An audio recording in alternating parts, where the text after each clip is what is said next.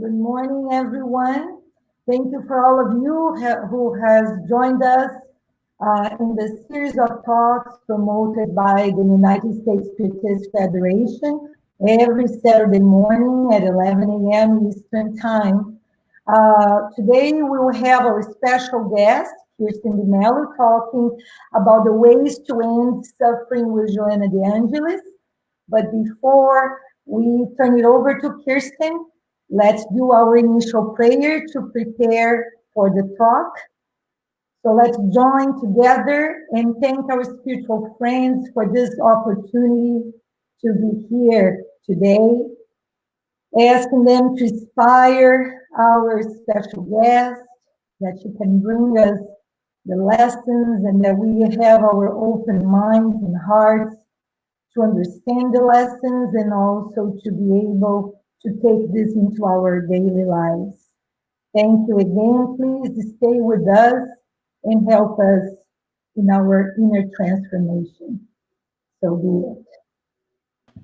So now that we are connected to the spirituality, we welcome Kirsten. Hi, Kirsten. Nice seeing you. Hello. Thank you for having me. Thank you for accepting our invitation. And before we turn it over to you, let's take a look into getting to know more about Kirsten. Kirsten Melo is an active board member at the Spiritist Society of Baltimore.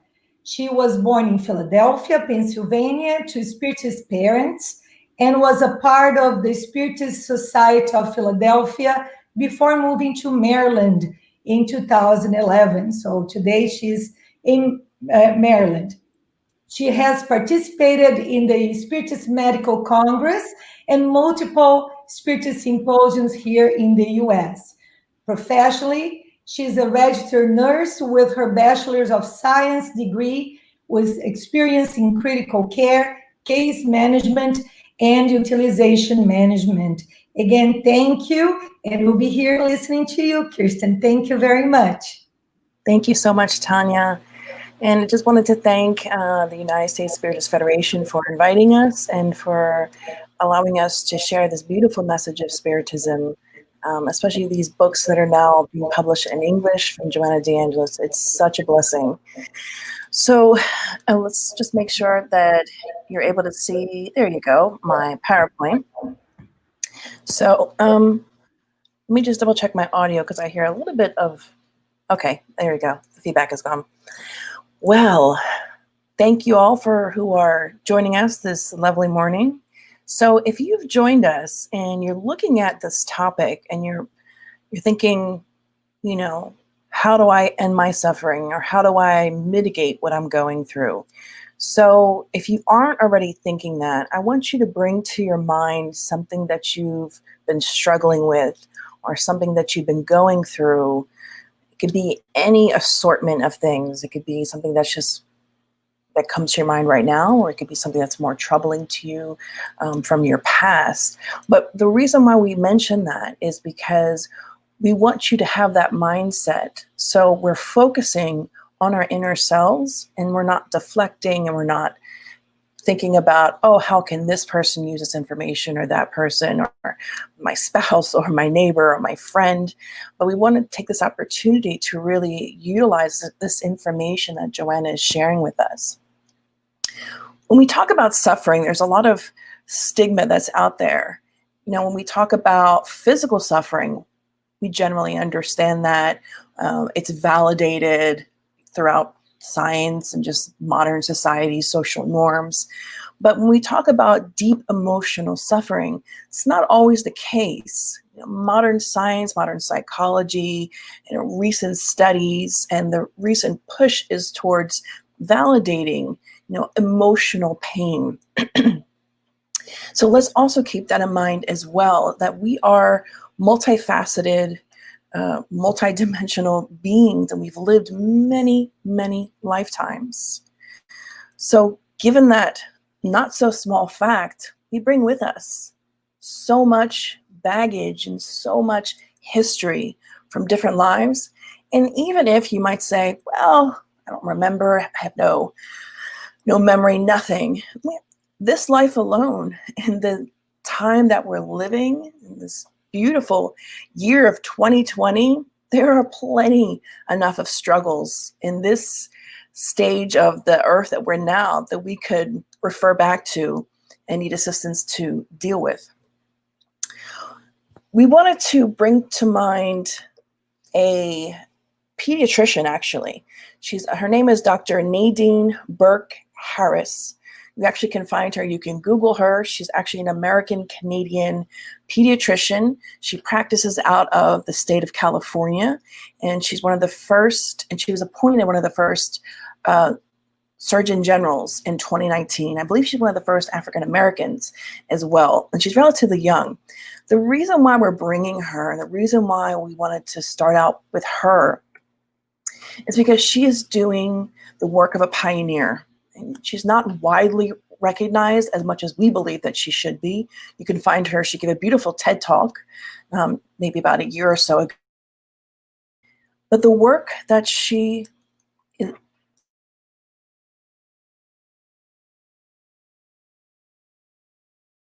I muted myself, technical difficulties.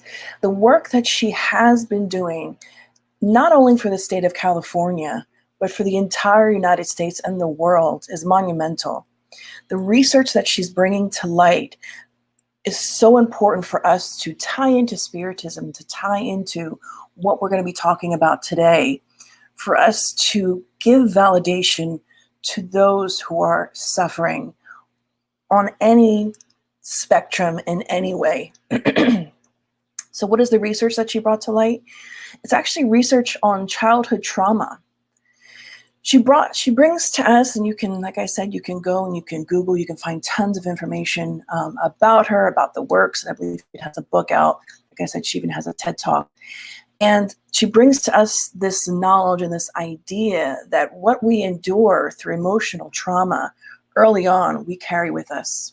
Now, as a Spiritist, how do we interpret that? Well, we know we live many lifetimes, and we know that we don't suddenly get wiped as a blank slate when we reincarnate. So ultimately, we're bringing with us a lot of these different traumas. So that goes without saying that many of us, if not everyone, has to some degree is suffering in some way, shape, or form. So we wanted to bring to you this particular book called Plenitude. If you don't already have it, it is in English. It's a wonderful book by Joanna de Angelis. And we wanted to bring to you some of her words that are very inspiring, but this presentation specifically is actually going to go straight to the point of ways to end suffering. You know, Joanna's best known for her philosophical, beautiful words, and indeed, her words are beautiful. But we are sharing her words, and we believe she kind of gets straight to the point of what suffering is and how to combat it. So a couple things we're going to be going over is one of the quotes she brings from this wonderful psychologist from years ago. His name is Dr. Carl Gustav Jung. And one of the famous quotes he says the following, and Joanna actually shares this in her book. He said, "Man has to cope with the problem of suffering. Eastern man wants to get rid of suffering by casting it off. And Western man tries to suppress suffering with drugs. But suffering has to be overcome, and the only way to overcome it is to endure it. We learn that from him, Christ crucified."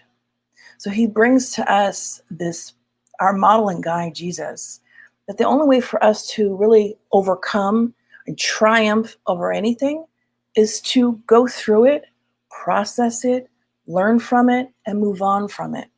Because there's two sides of the coin, as Dr. Jung shares here, that either, in the Eastern philosophy, we just want to completely get rid of our suffering, or in the Western philosophy, we want to drug it away, which we'll talk a little bit about, because we don't want our viewers to get this misunderstanding that utilizing allopathic medicine, modern medicine, if you will, is wrong. There's nothing wrong with it. It should be used when appropriate, when prescribed by a professional.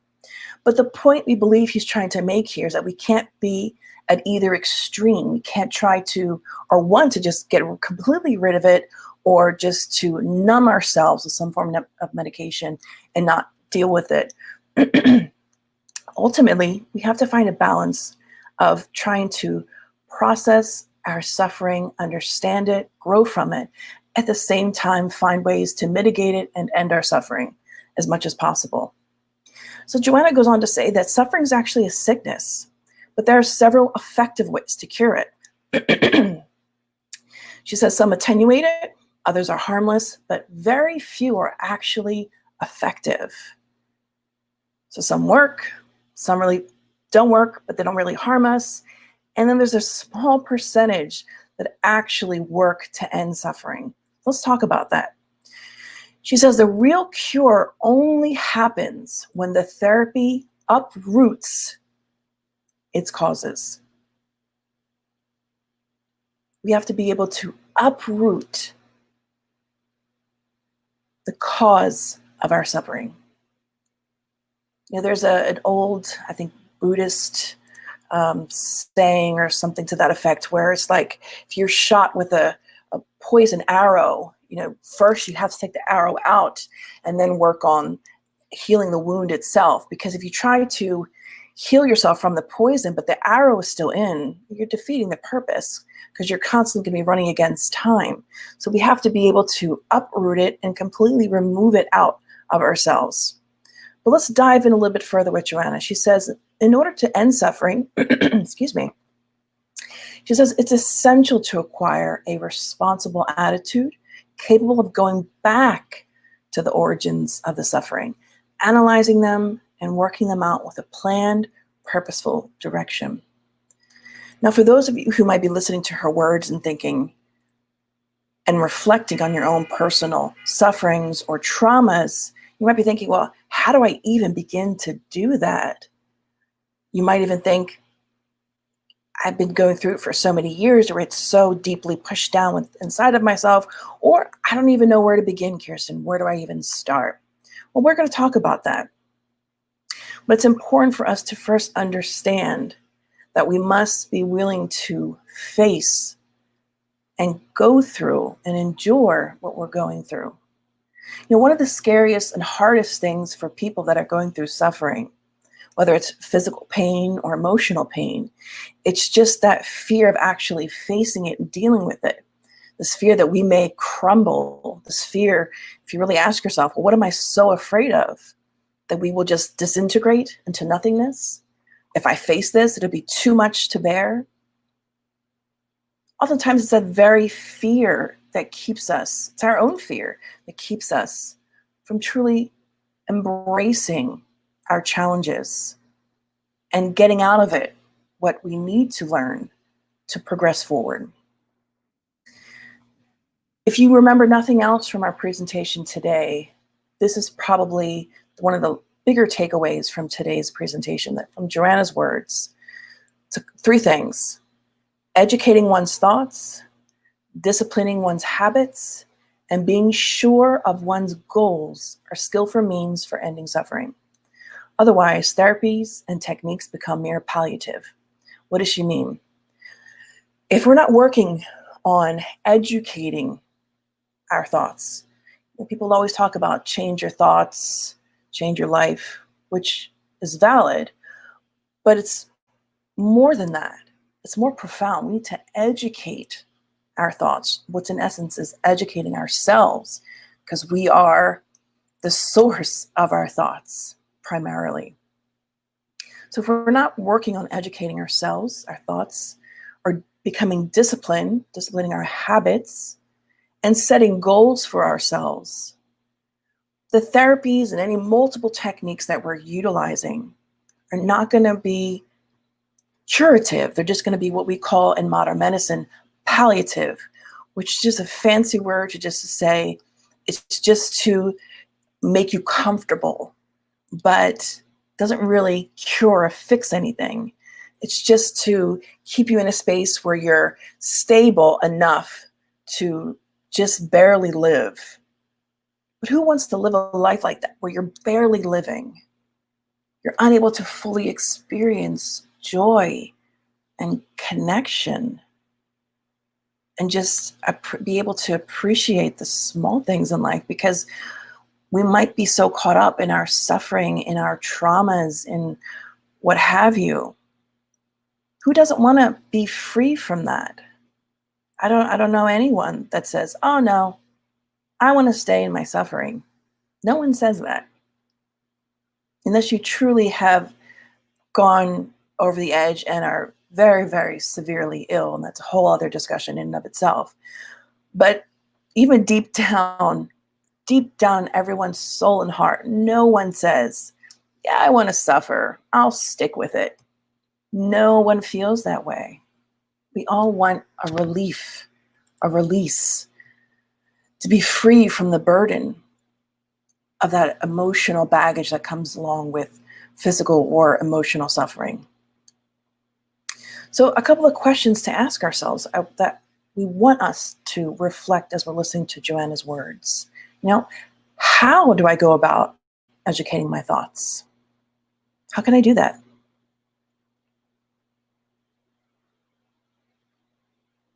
And the reason why we're leaving this as a rhetorical question in a way is because it might look different for everyone. Some people love to read. Some people love to listen to audiobooks. And there might be other different ways of educating yourselves in a different fashion or facet. Just depends upon, your personality. So we don't want to share a specific thing and say, well, you must read, when maybe audiobooks are better for you, or listening to a talk, or listening to music and meditating, or maybe it's all those things and just different days. But as they say, different strokes for different folks. So we have to find what works best for and resonates with our heart and our soul. And how does one go about disciplining our habits? How do I discipline my habits? What does that look like? What are my habits? And we can only assume that probably she's talking about the more not so great habits that we have, but probably also all habits. How do I just become a disciplined person? What does that look like for me? It might be something completely new, and let's just throw this out there and let you know that none of what Joanna is saying is easy to implement. If you had any expectation today that you'd come to this or be a part of this talk today and say, yes, finally I can find my way out of my suffering, or I can help myself, great. But it's not going to be something as easy as, flipping a switch. This is going to take diligent work. There will be times where some days are harder than others. And being a spiritist, we know that not only we're dealing with our own emotions and energies and setbacks, but we also can be influenced not only by others around us in the physical realm, but our old spiritual friends, those who perhaps don't like us, maybe some who do like us, but want us to remain as they are. So do indeed expect there to be challenges and trip ups and setbacks as you're working on yourself. But the main point is for us not to stop, to continue to persist. And a third thing she says are very important, setting goals. So what are my life goals? What are my short and long-term goals for myself? Maybe not just in a professional sense, in a deeply personal sense. What goals do I have for myself? One of the worst things we could do is listen to Joanna's words and not actually at least take down some notes or make a mental note or actually put this into practice. Because otherwise it becomes like going to, I believe, that place in Paris, the Louvre. We go there and we see these beautiful paintings, but that's all that they are, just beautiful paintings, beautiful words hanging on a wall. or in a book. We need to take that painting, take it into our lives, and try it on. It's kind of like when you're trying on a new shirt for the first time or a new pair of shoes. It's kind of maybe a little bit weird or funny or might not fit quite right, but much like a new pair of shoes, you got to kind of break it in a little bit because you got to get used to it. If you've never worked on yourself, or if you've never actively set goals or looked to become more disciplined or educate yourself with more intention, it might be kind of weird at first. Like you haven't always been doing that. Maybe you have in small bursts here and there. And that's okay. That's totally fine. We're all at our own level. We all need to go at our own pace. She also brought us to think about this famous Austrian neurologist and psychiatrist who I'm sure a lot of you are familiar with, Dr. Viktor Frankl. And he's also a Holocaust survivor. And he has a famous quote where he says, "Those who have a why to live can bear with almost any how." To us, his words have much more weight than the average person because he's a Holocaust survivor.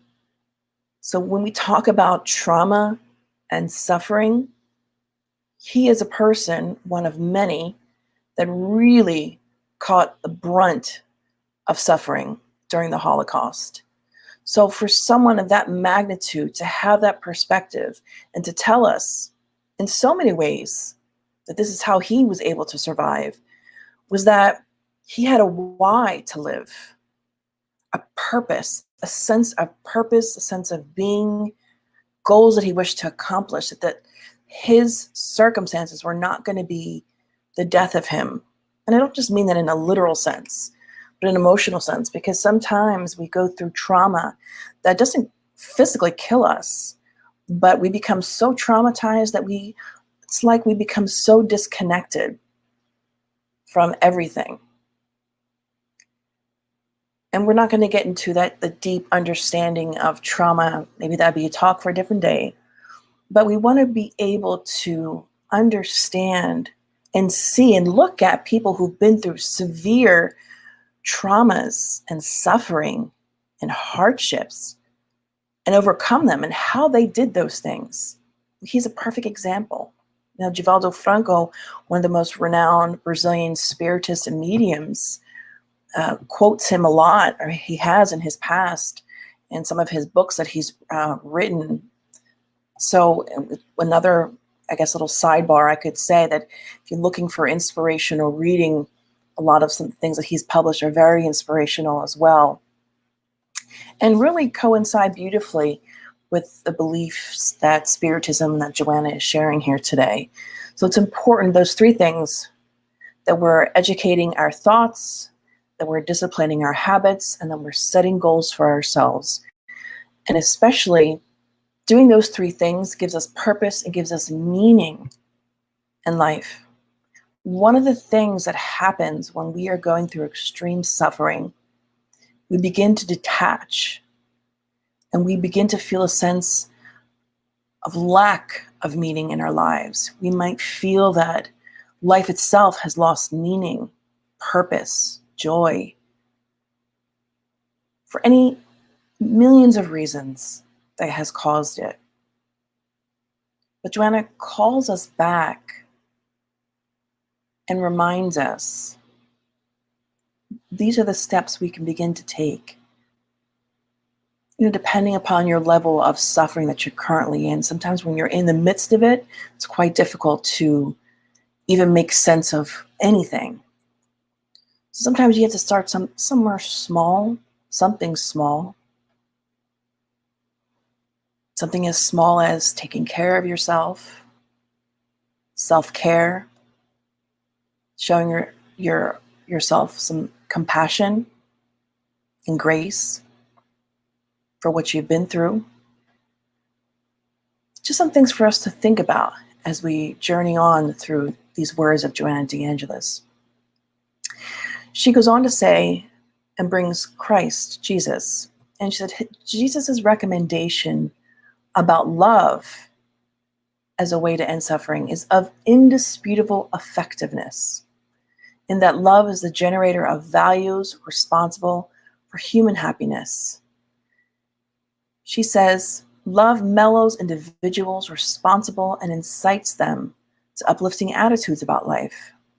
It leads them to think before making decisions, considering which ones are most compatible with the morals and longings of the heart, never wanting for their neighbor what they would not want to experience for themselves.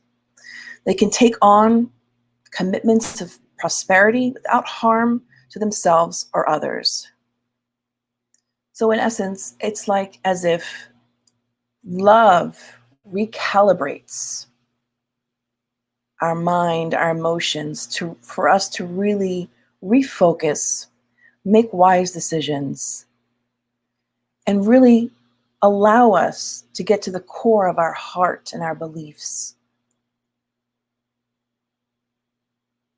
So if Joanna is reminding us that one of the biggest recommendations that Jesus brought to us still echoes this, is about love and how effective love therapy is. And in different books of Joanna de Angelis, you actually can, at the top of my head, I can't recall, but I can bring it to you guys later, is this idea of love therapy and utilizing love as a therapeutic tool to endure our suffering and to experience life in a more productive way. Now, many of you, I'm sure, have heard of, maybe in a distant sense, this story back in the 1980s of Pope John Paul II and his assassination attempt. And these photographs that we're showing here on our screen became so widely shared because soon after Pope John Paul II was recovering from being shot by this gentleman here, he actually went to go and visit him. Obviously, he was in jail, but he went to visit him because he wanted to extend forgiveness and love. A monumental step in the right direction. And Joanna shares with us, forgetting about wrongs and abandoning plans to revenge. It's a way to be released from significant suffering.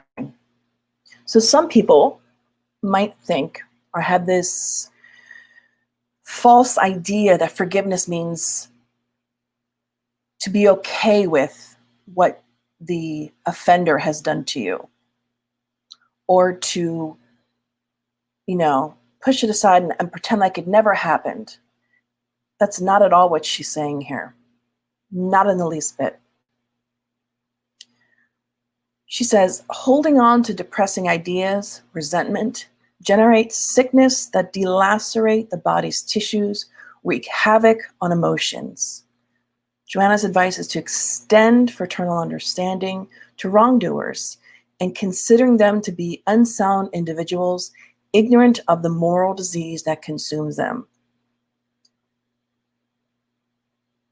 She's not saying for us, and we just took some words out of this particular book. She goes more into depth where she clarifies that it's not about being okay with what that a person who offended you has done, or thinking what they have done is okay. No, it's acknowledging what has happened, acknowledging that it was wrong, but also freeing ourselves. Because when we hate, when we want revenge, even if we just sort of fantasize about it, we stay energetically and emotionally connected to that offender, to that perpetrator, to that person who's a wrongdoer who clearly is not well. We remain shackled to them. So let's think about that for a second. Do you really want to be shackled any longer to a person that's ill and that has transgressed the laws of God and has, in layman's terms, most simplest terms, done bad things to you? No, because we don't want to stay at that negative energy level. We don't want to stay in that vibration, because then we won't be able to tap into all the multiple possibilities that comes along with elevating our thoughts and our minds, and also being able to be happy.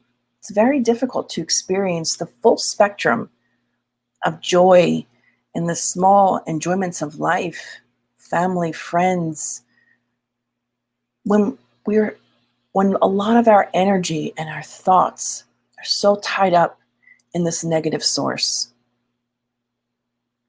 So Pope John Paul is a great example. There also is another example, and we've shared it before in one of our talks, of a gentleman who actually, him and his wife, his pregnant wife and 2 children, after dinner one night, were driving to get ice cream for dessert, very common dessert here in the US and probably other places. Must have been about 6 or 7 o'clock at night, not that late. And as they were driving to the ice cream place, or to pick up ice cream, out of nowhere, they get hit head on by another car by a 17-year-old who happened to be leaving a party drunk. And immediately when the impact happened, it instantly killed this man's pregnant wife and 2 kids. So the actual story he shares, this gentleman who went through this severe situation, trauma, he says that, initially, of course, due to the impact, he was knocked unconscious.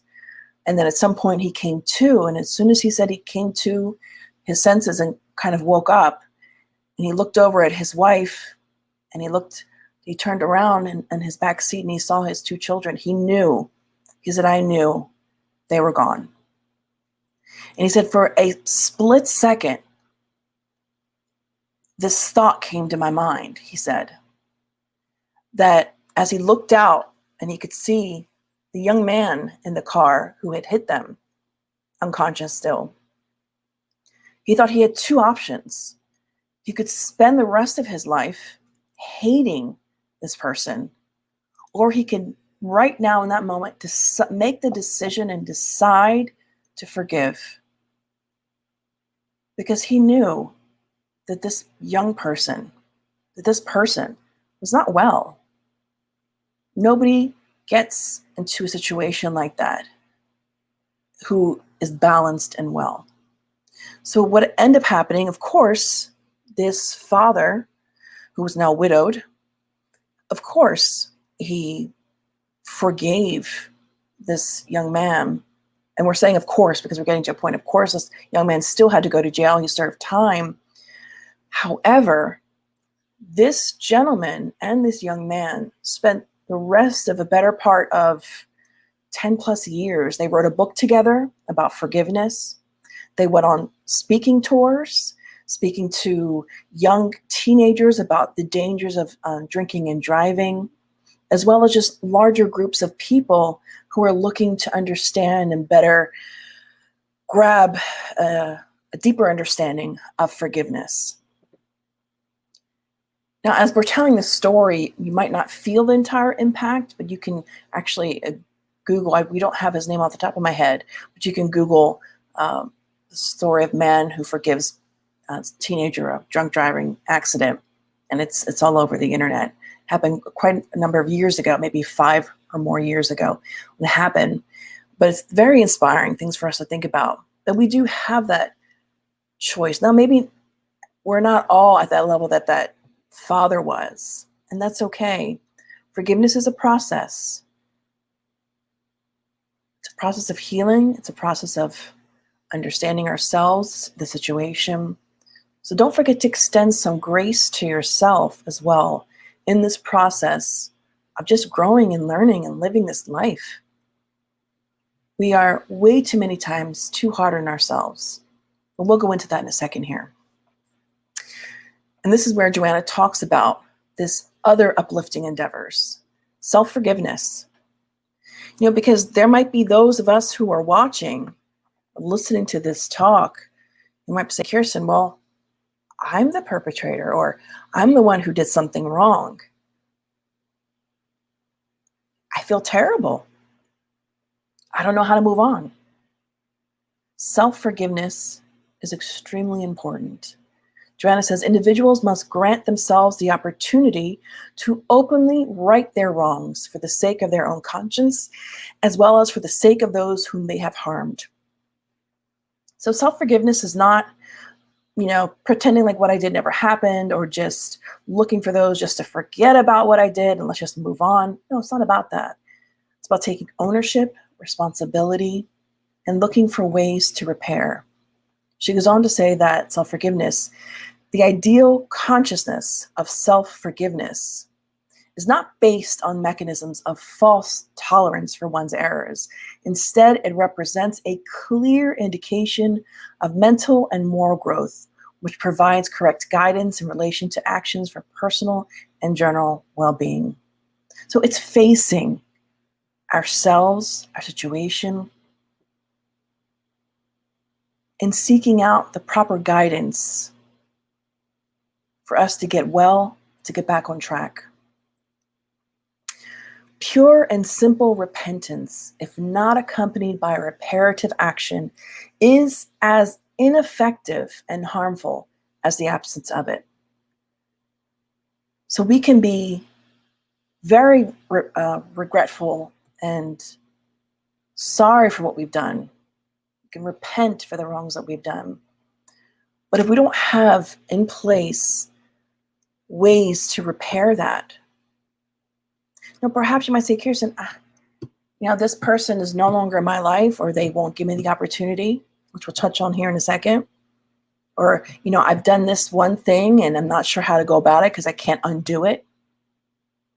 Well, for instance, if for some reason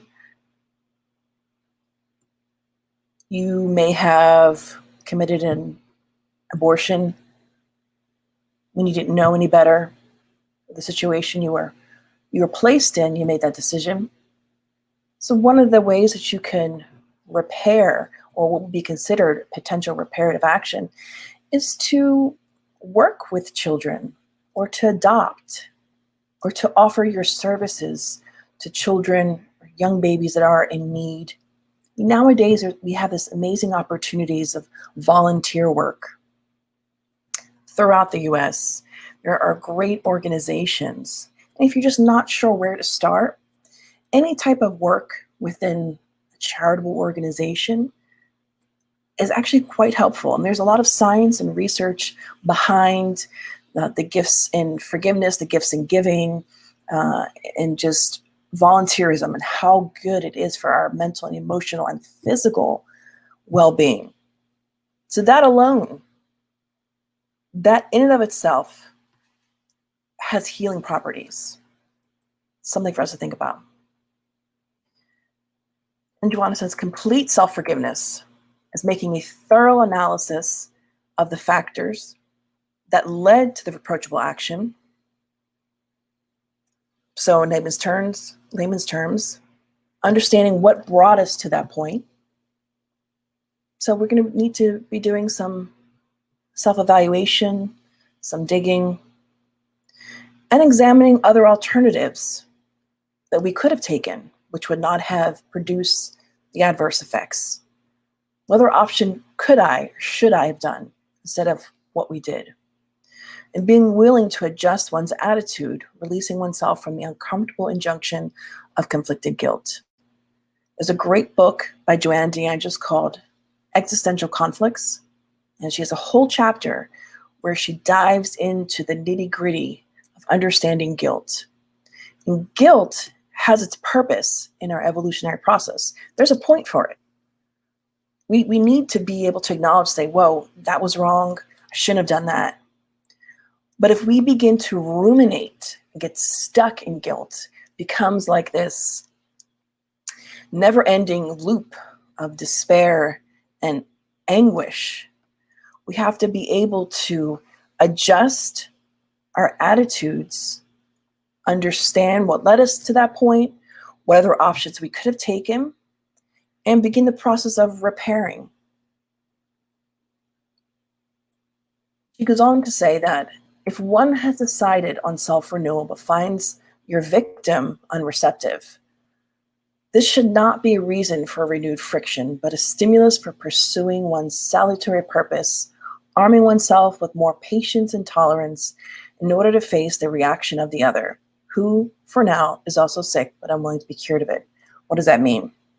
So what if you might be saying, Kirsten, well, I went to person A, and well, I tried to apologize, but well, they don't want to hear it, so just forget it. I don't even want to deal with it anymore. It's not the right attitude to take. It's easy to take that attitude because then we, take away any personal responsibility and just say, well, forget it. I can't fix it. Whatever. No.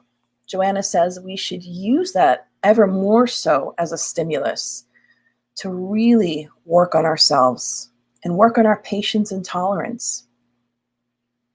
If those who we're trying to right our wrongs with, if we even have that opportunity, are rejecting us, we need to already be aware that that is a possible factor. But we cannot allow that to deter us from moving forward, from working on ourselves, from healing ourselves, from forgiving ourselves, and going through the process of becoming a better person.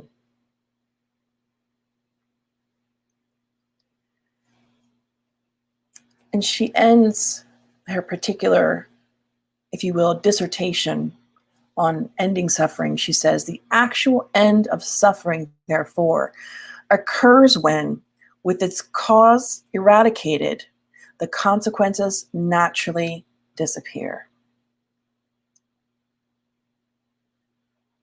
So there is hope. There is hope, my friends, out there for us. Whether your suffering is small, not too bothersome, but a little bit bothersome, or it's to the extent where we need to see a professional and go into therapy or receive medical attention, or what have you. No matter what end of the spectrum we're on, there is hope. We don't have to remain in this error, in this pattern of and cycle of constant anguish in our hearts. Because that thought alone is one of the things that can drive people to take their life. Because the very nature of certain illnesses, certain mental illnesses, is that it makes us believe that the pain is never ending. If you read in the book Memoirs of a Suicide by Ivone Pereira, by the medium Ivone Pereira, we can understand the despair of those who have taken their lives. Because for them, there is no end to the suffering. But it's a fallacy. It's a false interpretation that these sort of a lie that we tell ourselves, or we allow ourselves to fall into that abyss. But one of the greatest things we can offer another human being is hope. Hope that things will get better, that there is a way to end suffering, and that suffering has an expiration date. Pain has its purpose in our lives to teach us, to grow, to become more self-aware. Even now, as we're enduring this pandemic, and some people might joke around, I've heard some jokes here and there, memes going around, because a lot of our young folks and our teenagers are really experiencing a lot of emotional pain because they weren't able to live out their expected high school experience, or maybe as parents or caretakers, we are saddened for our kids because they couldn't experience certain things. Those are all very valid. Those are very valid and real things. But that pain that we're experiencing, let's not invalidate that or invalidate someone else's pain because you think, if that's the only thing you're enduring in life, you're lucky. You can't compare apples to oranges. it's unfair that we do that. We have to extend compassion and grace and know that any bit of pain or suffering we experience has its purpose in teaching us. What is the lesson we need to learn? Is the question we should ask ourselves. So again, if there's nothing else you take away from today's talk, just a reminder of educating one's thoughts, disciplining our habits. And that can mean, again, any variety of things. It can look different to each person. We don't want anyone to feel like it has to look like one thing or the other. But also remember to set goals for yourself. Work on your thoughts, changing your habits, working towards disciplining them, and setting goals is a great place to start. So I thank you all so much for giving us this opportunity, this space to share with you. Hopefully some of Joanna's words have been helpful to some degree or another to understand what we're going through, what you're going through. And they might be able to mitigate or even open the door for you to start your process of healing. So thank you so much. Thank you, Kirsten. Wow, so many issues, so many points for us to think about and reflect. And really, it looks like it's in our hands to make our lives a little happier, right? Make ourselves into something different than we have been, like you said. One thing that came to mind, Kirsten, and now letting everybody know that we are going to be opening. Kirsten will be so nice of keep talking to us a little longer and taking some questions. So make sure to send your questions. Meantime, some of our thoughts as you were speaking and questions that we might think it would be relevant to talk about. Some people or some even beliefs shown us or tell us that the more we suffer, the more we evolve. There is some of this misrepresentation of God as the punishing us, and therefore we should take everything and resign ourselves. And maybe, have you heard about these people commenting or thinking that way? How does Spiritism can bring us this suffering idea as not something we need to, when you say endure, but not really just to keep it and get it deeper in our lives? So what I'm hearing you ask, Tanya, is, how does one not stay in that mode of anguish and suffering and as a form of, we're bad and we're punished. This idea of, crime and punishment, and then God is a punisher and we must be punished, sort of like that old belief system of, you're a sinner, thus you must go to hell for it. So I think depending upon each person, it might be more challenging or less challenging for certain people to eradicate that deeply embedded idea. And one of the things we would ask first of that person is to say, how is that belief benefiting you? Because it's very likely that that person, if they're posing that question, if they're thinking about it or going through that, they're not experiencing a lot of joy in their life. So how is that very belief helping you? It's not. So that would warrant us to redress or reframe our understanding. Mm-hmm. That rather, it's not about crime and punishment, but it's more so like an analogy of a rough diamond. So when you find a diamond out in nature, in its natural state, if you will, it's very rough, crude looking. I don't know if anyone's ever actually looked at one. You can Google that and look at it online. It's not very pretty at all, but it goes through a refinement process. And at the end, we see this beautiful gem, and it's that sparkling and it's beautiful. That is us, within this rough exterior that a lot of us present. or, show to the world is this diamond underneath all those layers, is this beauty within us. So it's not about crime and punishment. It's not that. And I know that we have experienced this as well, where many people have come to us and said, well, I'm going through suffering because I was a bad person in a previous life, and that's just what it is. Not really. Not exactly. What it's about is that sometimes we make not so great choices that lead to certain consequences. And it happens. We should extend self-forgiveness, compassion, and grace to ourselves, but also simultaneously be able to be open to the idea that I have to face the things that I have done or may have done, and be able to begin to live a better life. Now, some people might say, well, I don't really remember what I did, but you can still today, even if you're not even sure where to begin, even if you're not like saying, oh, I don't have any immense suffering. I mean, I have some issues, but nothing really big. It's still always a good idea to begin to set goals for yourself, to have a sense of purpose in life, to know what's driving us, to educate ourselves, and to discipline ourselves. Those are some excellent points that I think Joanna brings for us to start.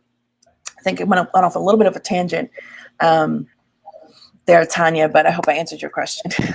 No, you did. Yeah, no, doing ourselves harm to ourselves instead of God punishing us. That says it all. So we can do the right things and expect having better results, right? And Right. like you mentioned, forgiveness and all that. I mean, it's about time that we learn all that, right? Yeah, absolutely. We have a question from Bob O.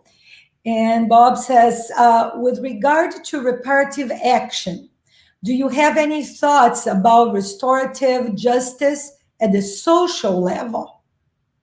Wow. If you see my eyes turning to the other side, it's because just the nature of how my screens are. And I wanted to look over to Bob's question again. So with regard to reparative action, do you have any thoughts about restorative justice at the social level? That is a fantastic question and couldn't be more appropriate for what we're experiencing now. Really, in every decade, in every age, in every century, there's always social injustices and things that need to be changed. So in terms of having thoughts about restorative justice, so in the Spirit's book, they tell us a couple of things. They tell us a lot of things, actually. Spirit's book by Allan Kardec tell us that evil exists because those that are good are almost silent, or they are shy. Those who commit heinous crimes or injustices are just, in a sense, brave or brazen, rather, and they just go out and do things. So we who know how to do better, we who know what is just and what is good, should speak up. There are so many social injustices and things that are occurring on our planet that various people are witnessing. It's a fad right now. If you go on social media and you see these video clips of two people fighting in the street, and usually there's at least one or two comments amidst the hundreds of comments of, why is someone just standing there filming it? Why isn't anyone intervening? Why isn't anyone calling 911? It almost becomes like an epidemic in and of itself that some people enjoy watching that level of disturbancy. When instead, those who are in that crowd, instead of egging people on or even judging for what's going on, trying to assist and step in as best we can. Now, not every situation you might feel warrants you to go in and step in. Maybe you're afraid, you're not sure. We understand that.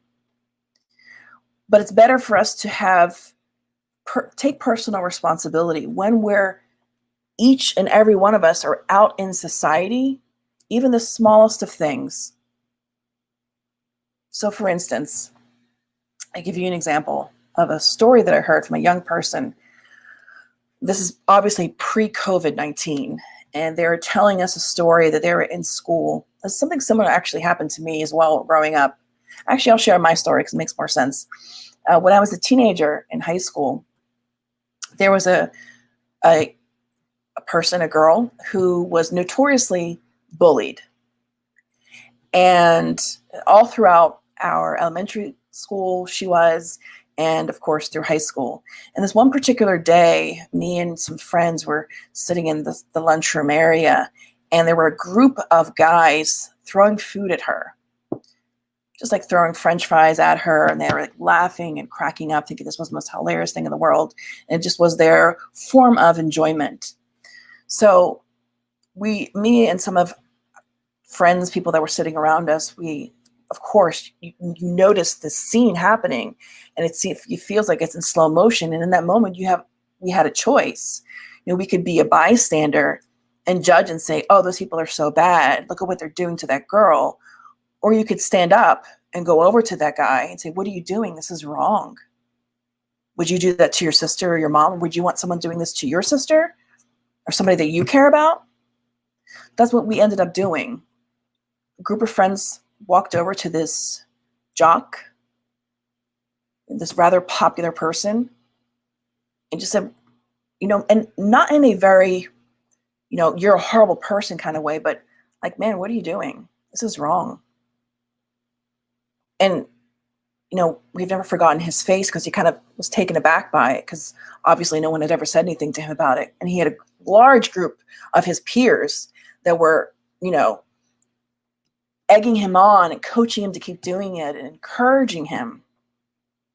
Here, just a few of us walked over and said something to him. And then he was so taken aback that he just stopped. I think he was just more shocked. So those are oftentimes things that we don't really think about necessarily. We might think, well, I'm one person. This is so small. That's insignificant. There are larger issues going on at hand, larger social injustices. Yes. Let us not forget, what social media and media in general project. Let us not be fooled by what, or always believe what we see on TV. What's more important is that within your own communities, within your own families, within your neighborhoods, to begin to implement this self-awareness, to be helpful to others, to be kind to others, and to step in when necessary for those who are unable to stand up for themselves. Because all of that, all those small things add up to a changing society. So Jesus said that in order for kingdoms to change, man must change. So we can't expect an entirety generation of people to change without each individual in their own right taking the time out to change themselves. So I hope, Bob, that kind of gave you a little bit of insight. Yeah, it's each one of us and all of us, right? When you talk about society, sometimes we forget we are inserted in it. We are responsible. We want somebody else to do the miracle for us, right? So it's a great answer. So we have here a question that came from the United States Spiritist Federation's page. It says, you mentioned that Joanna says that real cure only happens when the therapy uproots its causes. But what if we had past life trauma and do not recall what happened, yet we still feel disturbed? Great question. Great question. And I think Joanna kind of addresses or alludes to this. And I posted one of the quotes at the end of the PowerPoint, where it's kind of like this, and breaking down the most layman's easiest way to explain it is that we may not be able to verify in this life what we've done in a previous life. But one of the things that Joanna oftentimes teaches in the writings in Spiritism is she says that, yes, we do have forgetfulness of the past, but one thing that always carries over with us is that emotional memory. That's why we have cases of people who are experiencing mental illness for no apparent reason. No apparent reason. There's no explainable, there's no cause in this life, yet they have this immense major depressive disorder or anxiety or what have you without any real cause. So we know that to be true, and we see that. So how do I know, like you asked the question, how do I know if I'm really fixing that? If I don't know what to uproot? Well, you basically, it's a matter of a journey that we go through with ourselves. Because ultimately, as we begin to implement different techniques and therapies, sometimes medications even, we begin to feel the effects of it. So once we have uprooted, as Joanna shared, I think I can go back, or no, I can't go back in my slideshow, but one of the things that she says is that the actual end of suffering therefore occurs when the cause is eradicated, and then the consequences naturally disappear. What are the consequences? Our sadness, our despair, our anguish. So the more we begin to implement different therapeutic techniques, whether it's going to our spiritist centers as well and educating ourselves, receiving the passes, yoga or meditation, which Joanna talks a lot about in her books, implementing different things and seeing their effects. We don't have to know, and sometimes it's highly discouraged for us to find out who we were in a previous life or what horrors we might have committed because we're curious, or sometimes not curious, we just wanted to know. Because it might even be more disturbing. If you're already feeling disturbed as it is now, imagine remembering the details. So what's most important is that we work on ourselves and we work towards paying attention to how we're feeling. As we're implementing different therapeutic techniques, as we're studying, as we're disciplining ourselves, as we're setting goals for ourselves, that we become acutely aware of our own emotional state. They call that the emotional IQ, which became, I think, famous in like the 90s with Dr. Daniel Goleman. The emotional intelligence and understanding that significance. So it's also really important for us to understand that. We believe that's what Joanna has actually brought to Spiritism, is this idea and understanding of the need of healthy emotional and mental states. And it's not just about the physical, but it's about the mental and our emotions that we are experiencing in life as well. So I hope I answered your question. Yeah, sure. That's always the point. We have really to see ourselves as spirits, right? I mean, the moment that we set goals, those goals, they cannot just be material goals. Otherwise, it's very hard to be completely happy, right? Or in a way, in a more, in a broader way. Right? This is very temporary. Everything is so temporary if we get stuck into this kind of goals, right, Kirsten? Yeah, absolutely. We have one more question here from Yasko Arakawa. Yasko, I think, as I recall from my grandparents, Buddhist saying, just accept you did not do well in the past life. So try to do better, not rebel, not to ask too many whys. And then she also brings another point in a different comment that complements what she's saying there. Easterners seem to face pain, suffering as fact of life with serenity, acceptance, instead of despair, rebellion. Is that perception pain lower or mental psychological basis play a role? So I guess kind of we put them together from what she learned from her family and bringing that question. Thank you, Yasko, for for sharing that and participating. So definitely, our upbringing, the idea of nature versus nurture, our upbringing, our surroundings, the social norms of the ways in which we grow up undoubtedly affect our perceptions. And as we know, our perceptions are our realities. So however we're taught and made to understand is normal. So if we're taught to see death or suffering or hardships as just something we just accept and move on from, then of course, as we ourselves endure those very things, it might be easier for us to endure those things versus Western society that has very different views. So undoubtedly that affects us for sure, and how we understand our pain level. Is our pain tolerance different from them?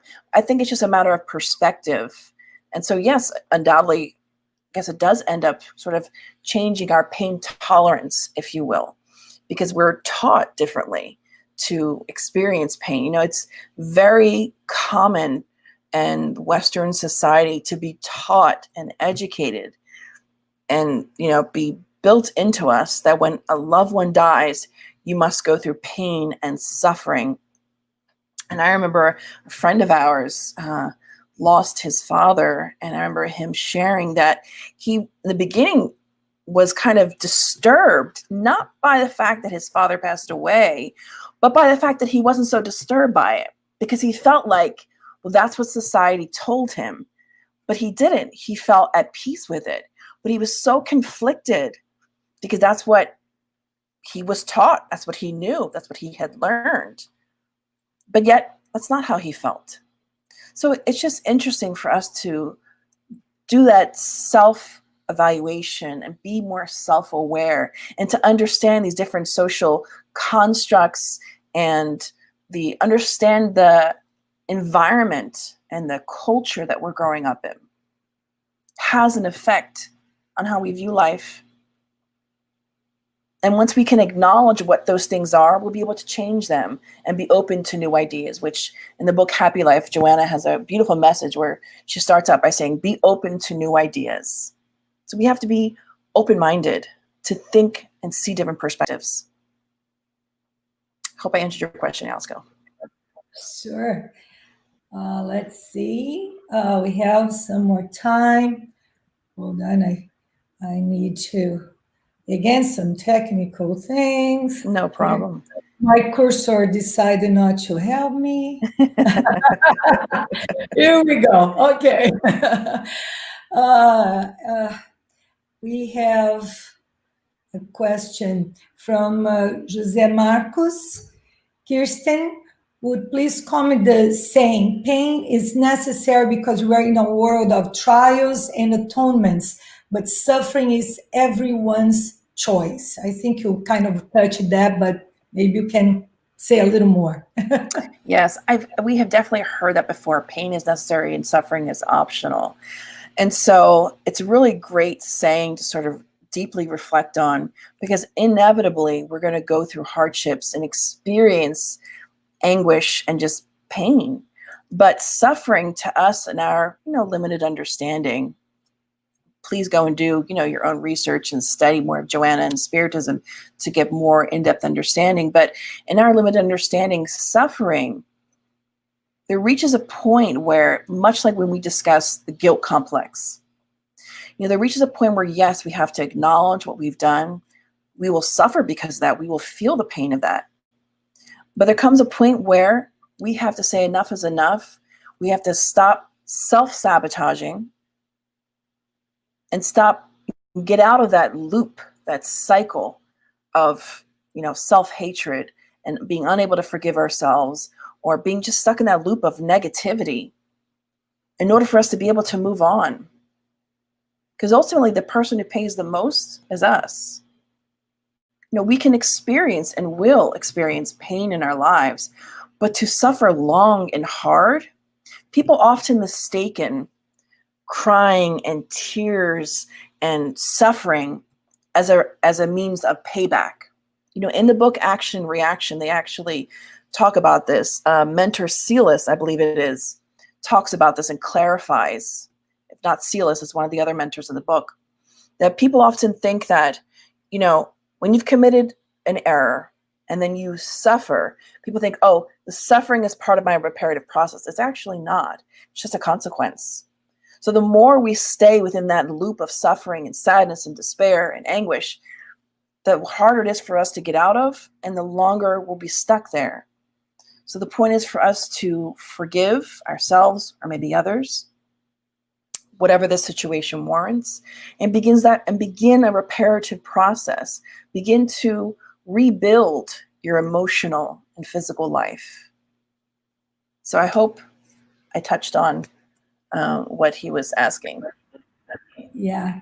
Instead of being this toxic kind of guilt, right, Kirsten? Yes. Yeah. Instead of staying in this idea of, victimhood, sometimes we're stuck in this mindset of, oh, I'm a victim. And it's, yes, you may have gone through something very difficult. You might have experienced a deep emotional, physical trauma. And indeed, it was not right. But we are not victims, because when we see ourselves purely as victims, we diminish ourselves and we don't allow ourselves an opportunity to be something else. Yeah, in talking about forgiveness, there is a question: how can someone forgive and move on from a crime that they are still suffering emotional trauma from? What if the crime was something very abhorrent and heinous? Great question. So how do we move on from emotional trauma or something that we're still suffering from? First and foremost, extending ourselves grace. We must extend ourselves grace. What does that mean? Joanna talks a lot about this in various different books. This idea of self-compassion, that we are allowed to experience what we're experiencing. Sometimes as spiritists, as Christians, or as people who have higher ideals in life, we tend to really judge ourselves very harshly. And we don't allow ourselves the time that we need to heal and understand that forgiveness is a process, and that to process trauma is not something easy. There are many different modalities that exist out there today in the world of psychology. Some of the more recent ones that are referred to as IFS, which is internal family systems. A sidebar, this is not a spiritist therapeutic technique. However, in studying some of it ourselves, and in also having studied and continue to study and read about Joanna, it syncs up very well with what she teaches and shares and what Spiritism shares. And it's just something basic. It was brought about by Dr. Richard Schwartz maybe 5-10 years ago. And basically is just addressing different parts of ourselves. And this is a great modality to use for those who are going through suffering. If someone is experiencing the consequences of trauma and are unable to forgive or move on because they're still going through that active phase, that is an opportunity for us of growth, because we're going to have to step out of our comfort zone and ask for help from a professional, which is completely okay, because there's great modalities nowadays that we have out there. Like I said, IFS, internal family systems. There's other types of therapeutic techniques that they teach. They even teach guided meditation, and so many other different resources we could utilize. Our Spiritist centers, which we know most of them, if not all, are closed because of COVID, but there still are a lot of meetings that are going on, such as this online, that you can participate in to begin to calibrate our emotions. But let's not put this heavy burden on ourselves that as soon as we go through a hardship, we have to get over it immediately. Not everyone's at that same level. And we have to extend that grace to ourselves. We always recommend people to do their internal work. Go on YouTube and look for loving kindness patient. It's basically, it's in essence, a prayer to ourselves. And in the book by Joanna, Open Your Heart and Find Happiness, chapter in that book that she talks about prayer. And she says how important it is for us to learn to pray for ourselves. It's great and wonderful and beautiful that we pray for others. And it's okay if we ask someone else to pray for us. But we must and should get into the habit of praying for ourselves. Why? Because the effects it has on the energetic level of it bringing us out of that moment of despair, raising our vibrations, and actually allowing our spirit guides, our mentors, our spirit friends, or even people around us to access us, to inspire us to higher ideals and ideas of life. So in a nutshell, to answer a very complicated question, that would be what I would suggest. Yeah, and we do not need to do it alone, Exactly. right? Like you said, there's so many resources. And also check around and see other people that are not just resources for us, but as we're helping others, that also help ourselves, right? I mean, sometimes we think we're in that positioning of helping, and we're the first one that benefit from that as well. And resources in every direction. You mentioned therapy, and there's the Spiritist centers and our friends and family. We do not need to stay in that state of mind on our own, and pay attention to our needs, going inward, right, Kirsten? It's very key. Well, I guess we can go to our last question. And we after that, we'll ask you if you can do some final remarks for us, and then we will abuse a little bit and ask if you can do our final prayer right after. Sure. Okay? So we can go in that order. So the question that we have is suffering going completely away in the world as we transition to a planet of regeneration? Wonderful question. Suffering going completely away in the world as we transition to planet regeneration. Completely going away. Well, as we are transitioning, and let's be reminded of that word, transitioning, and if we understand the different levels of worlds that Spiritism brings to us, we know that the world of regeneration is not the end and perfect happy world. So inevitably, we're still going to experience some level of frustration, some suffering, because it's yet still not a perfect world. But we will notice a most definite diminishing, little by little, from a vast majority, just across, socially, we'll begin to see it. And again, it's not going to be something where it is a flipping of a switch, where it's like from one day to the next, all of a sudden, we're going to see huge changes. But those changes are occurring now as we speak. Someone brought the question about social injustices. We have pioneers in the area of social well-being and those who are working for the benefit of humanity, not under the guise of any particular religion or belief system, other than the belief of wanting to be good to their neighbor. So we're seeing more and more people like that in our world, and we're seeing more and more people being inspired by that. We know that when we turn on social media or the media in general, we tend to see a lot of negative. We tend to see a lot of bad things that are happening. And we always encourage people. There's a website called the Good News Network, where all they share is good news, because there's so much goodness in the world. But we become so desensitized or so enveloped in media that only shares the negative. But there's a lot of positive things going on. That's what we shared earlier. Don't allow yourselves to be misled by what you're seeing on TV. Yes, there are a ton of crimes still going on, but there are a lot of positive things that have happened as well.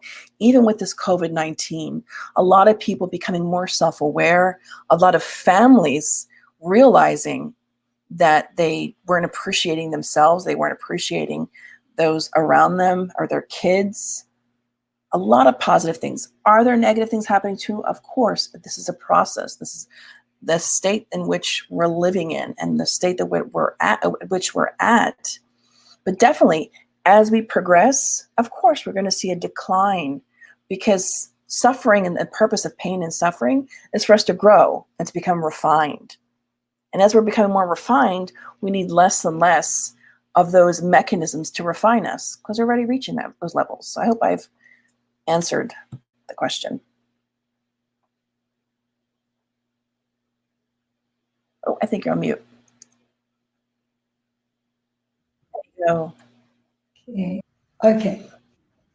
Yeah, no, I like some of the comments also that we are seeing there from people thanking you, and we definitely thank you for the inspiration, the push actually for us to take the responsibility of our own happiness, right? So our growth, our all the love that is within us. So I thought you touched really in so many aspects that are important for us, not just to keep living our lives in this passive mode, right? Like you said, victimizing ourselves and looking just at the negative. There's so much beauty. And yeah, there is suffering, and we're learning how to deal with that until we are able to get rid of it, right? One day. Exactly. So it was really, really good. So if you can now, I don't know if you still have something else before the prayer they would like to share with us. You already gave us so much to take with us and think about and learn. But if you want to just finalize and do our prayer, that would be wonderful. Thank you so much, Kirsten. Absolutely. And if final words would be, if I could leave anything with our viewers and those who are watching, is that there's always hope, and that there's all, it's darkest right before the dawn. And it's very true. My mother used to say growing up that when a woman is giving birth, the most painful part is right before the baby is born. And then once the baby is there, it's that joyous moment.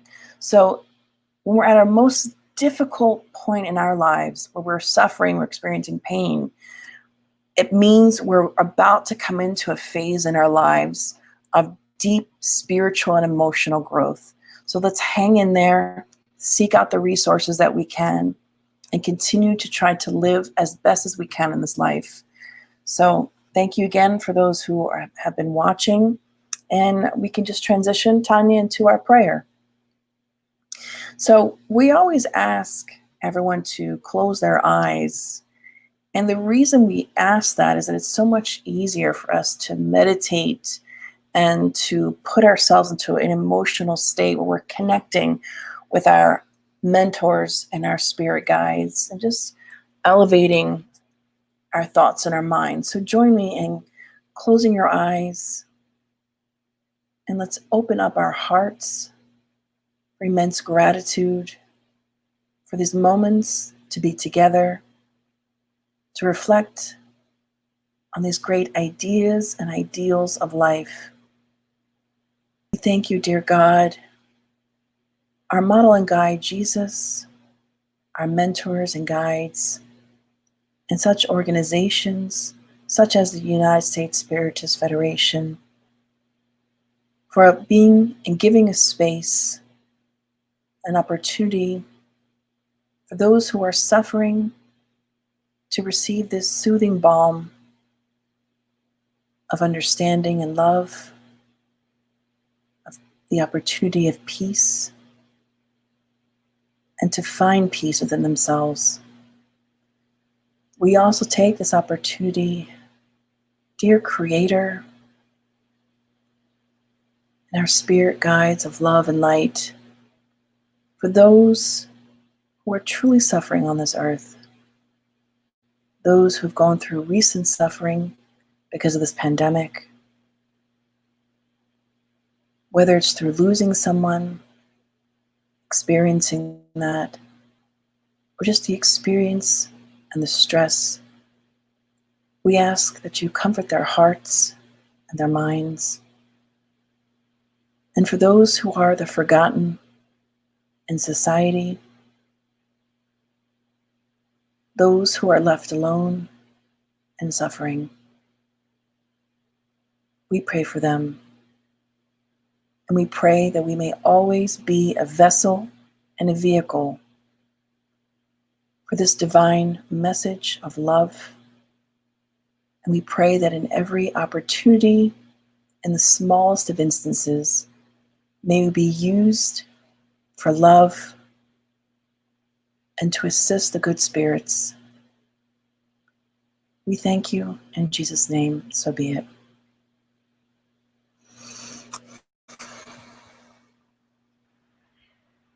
Thank you, Kirsten. Thank you, everyone who watched live, those who will be watching afterwards. Many, many lessons to learn with our lovely Joanna de Angelis, always learning from her. And thanks, Kirsten, for bringing that to us. Next week, our series of talks continue with Alex Alves. And the topic will be Restart and Rebuild, our friend from Florida. So please join us at that time. It will be always a pleasure to have everyone here. And let's have a great weekend. Thank you.